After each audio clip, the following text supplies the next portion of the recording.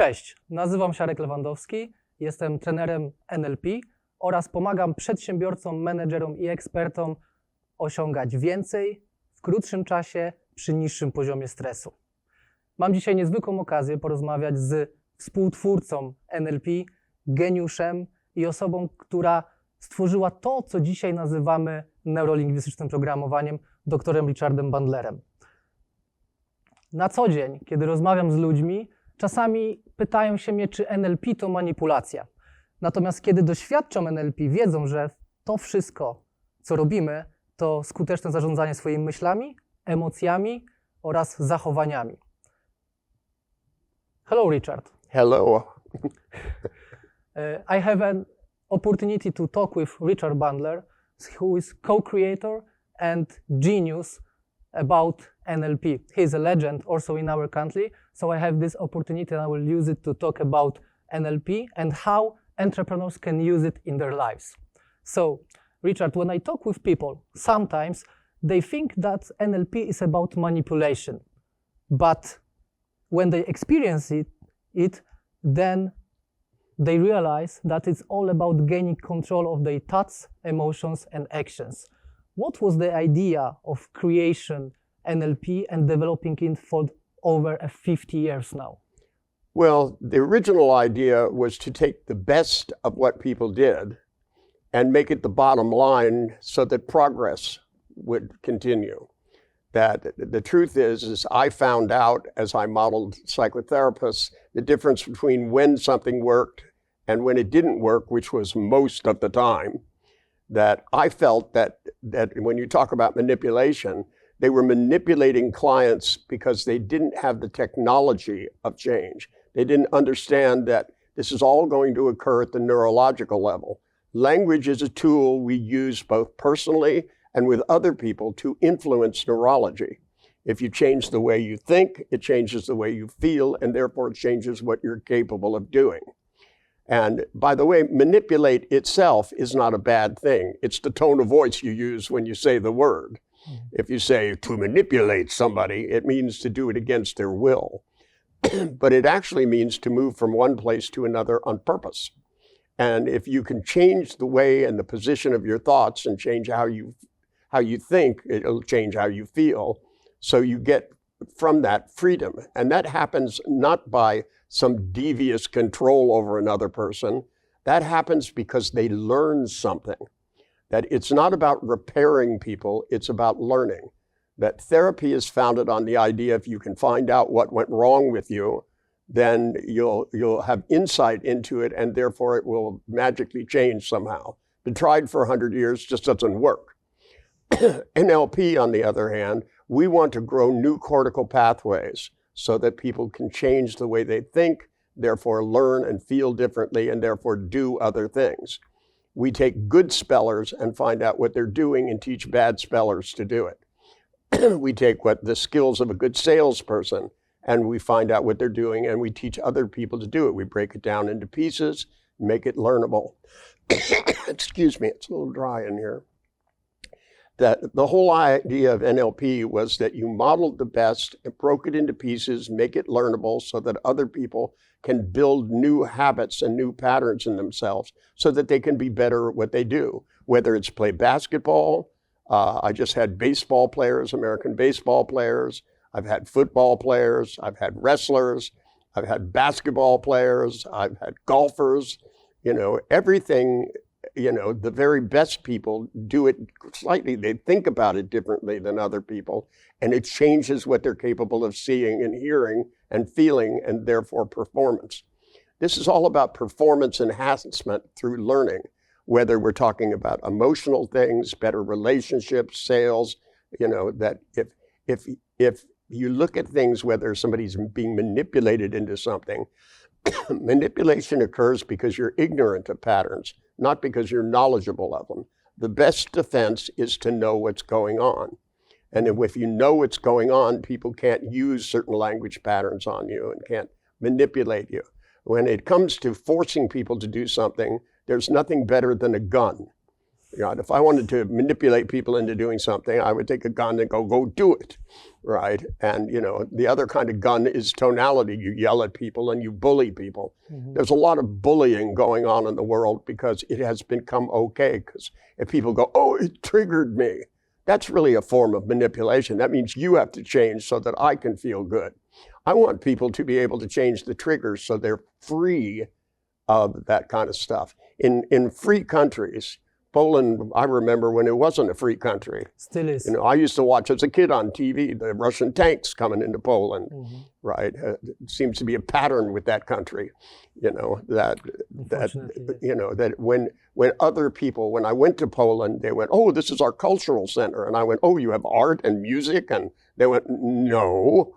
It was where they were trying to get people to believe things, because a lot of people believe if you disagree with them, that's a bad thing. In us, there's room for every model of the world. I have people from every religion, every country. You know, I'll do a workshop and have Russians and Polish people and Germans and, you know, and I'll have Germans and Jews and all kinds of people in the same workshop, because they're all learning things by which they get personal freedom. The chains of free people are the way they think, right? And if you're feeling bad more of the day than good, if you're not getting better at whatever you do for a living and in life, your relationships should get better as time goes along, not worse. You know, your skills should get better as time goes on, not worse. You know, artists don't start out great and then become crappy artists. Musicians don't start out great musicians and then become crappy. That's not how it works. They keep learning their skill. This should be true with every aspect of life. And that's what NLP is designed to do. It's to make your life flourish. Yeah, over all these years, you had a chance to work with top minds in different industries. So, for example, from your experience, how NLP influenced the life of entrepreneurs, not only about business success, but also their personal growth? Well, you know, a lot of entrepreneurs, you know, hit plateaus that they can't get off of.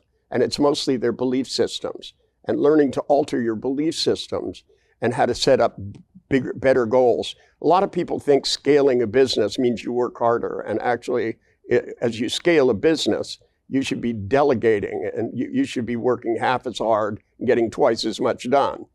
And, you know, teaching people to change their belief systems so that as entrepreneurs, they can do better. As managers, they can do better. That knowing how to treat employees so that they're more responsive, and knowing how to phrase things so that they're more understandable, knowing how to talk to this person because they think in pictures differently than you talk to somebody that thinks in feelings or talks to themselves, you know, that auditory and kinesthetic people. And also when you come up against beliefs, when you're negotiating with people, knowing how to blend your belief and their belief into something where you can find the pieces of agreement. You know, this is how problems are solved. The reason I took my first book and turned it into another book where it's called, that's about problem solving, is that the language patterns that we learned from studying how to ask people questions to make changes became the way to ask questions to how to make changes about anything. So that it's all, the meta model itself is a problem solving machine. Mm-hmm. And if it's used properly, there's almost no problem you can't find a solution to.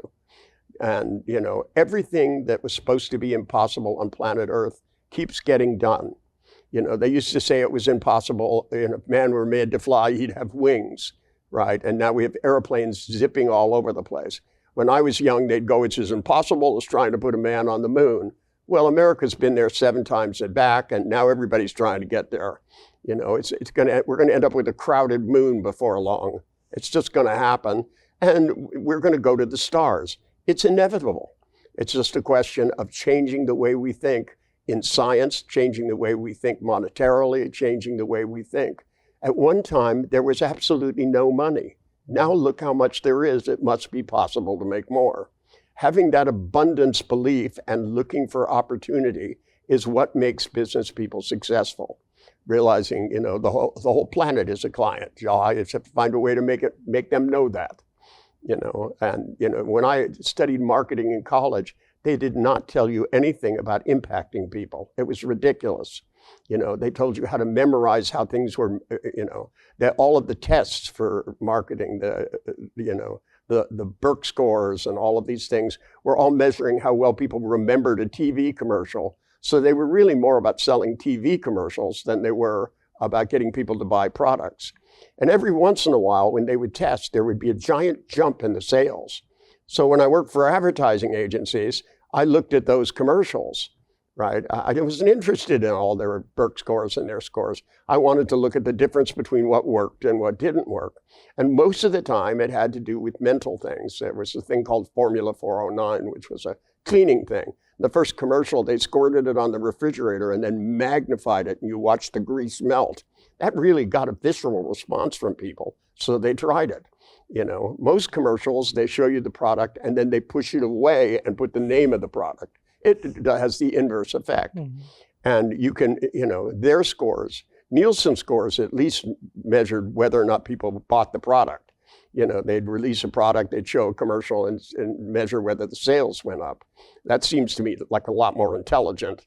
But I'm not interested in knowing whether or not people could remember seeing a commercial. I wanted them to actually act. And when I worked for ad agencies, they literally got to the point where they told me that we're not in the job of selling products. And I said, I think you are. That's what your clients think you are. And they go, we're in the business of selling our services. So we just need to impress the client.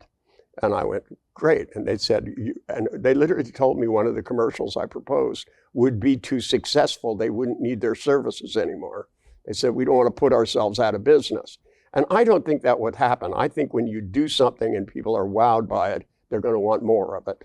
It's just with me. I always say, you know, offer them this much and give them this much, and you get a better response. So you get more loyalty in your clients. Exactly, I feel the same, because when I work with entrepreneurs and we start, for example, work with their businesses, then we go to their beliefs and what they are struggling about. And most entrepreneurs in Poland actually struggling with managing their emotions, delegating tasks. They think that they need to do by themselves everything to make it good. So that's the one thing, and I have, you know, a lot of work with it. That's a good way to burn yourself up. Because, exactly. You know, if you have to do more stuff to make more money, eventually you're going to get way beyond the limits. Mm-hmm. It's like with salespeople. If their close ratio is 20%, right, then they're going to have to work twice as much as hard to get twice as many people. If they increase their close ratio to 30%, they're going to get more people and work less. And, you know, having flexibility and adaptability in your behavior and your beliefs, especially, because that's what frees people to be able to streamline the thoughts in their businesses so that they can make more and work less and get a greater impact from their customers. Exactly. You know, don't do things that don't work. Yeah, work smarter and then get the better tools and scale up your business. Yeah, that's what we do. And one last question, because you know, in Poland, therapy and hypnotherapy is right now getting more and more popular. What is the difference between NLP and therapy that you can? Therapy itself is based on the idea that you go on an archaeological dig of your life, find out what went wrong, understand it, and then it produces change. And you do that through a process called catharsis. So you end up beating up furniture or beating pillows or crying, that, you know, that if you feel bad enough, the pain will be released. And that shows a lack of knowledge of neurology. When you grow neural cortical pathways, the more times you do something, the worse it gets. It doesn't get better, it gets worse. So NLP, on the other hand, excuse me, NLP, on the other hand, what we do is teach people to do new things and to think new ways so that they don't have to go into the past. They can just go into the future. Cars have a small rear view mirror and a big windshield for a reason, so that you'll know where you're going and you know what's coming, and so you can deal with the road as it bends. Exactly, so we are focused on the results, not on the past. Correct. Exactly, so that's why NLP can bring results faster and better. at the same time. Well, we're concerned with results. They're concerned with why you got the way you are. Exactly, and I that don't doesn't care. produce change. Yeah, so we Yeah. are only on going forward. That's what we focus about. Okay, so thank you very much, Richard. It's a pleasure. Thank you very much. And you all go to a seminar and learn some of this. Exactly. Miałem dzisiaj niesamowitą okazję porozmawiać z doktorem Richardem Bandlerem. Zapraszam wszystkich, którzy chcą nauczyć się NLP, którzy chcą wdrożyć to w swoje życie, którzy chcą osiągać większe wyniki w krótszym czasie oraz przy niższym poziomie stresu na moje szkolenie oraz pracę 1 na 1.